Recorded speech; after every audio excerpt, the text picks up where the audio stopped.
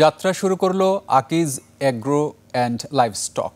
বগুড়ায় প্রতিষ্ঠানের ফ্যাক্টরি উদ্বোধন করেন আকিজ গ্রুপের প্রতিষ্ঠাতা মরহুম শেখ আকিজ উদ্দিনের সহধর্মিণী উম্মে মনোয়ারা বেগম ও আকিজ ভেঞ্চারের চেয়ারম্যান শেখ শামীম উদ্দিন ও তার পরিবারের সদস্যরা। আধুনিক প্রযুক্তি নির্ভর এই ফ্যাক্টরিতে স্থাপন করা হয়েছে দেশের সবচেয়ে উন্নত স্বয়ংক্রিয় মশলা উৎপাদন ইউনিট, যার উৎপাদন ক্ষমতা প্রতি ঘন্টায় 500 কেজি।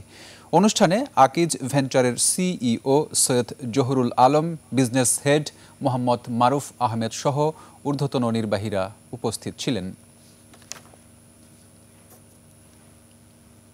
কৃষক ভাই হোক, সেইটা প্রোডাকশনের আমাদের কর্মীরা হোক আর সেলসে হোক, সবাই আমরা একটা নিয়তে কাজ করি যে বিশুদ্ধ প্রোডাক্ট আমরা মাটি থেকে কনজিউমারের হাতে তুলে দেব।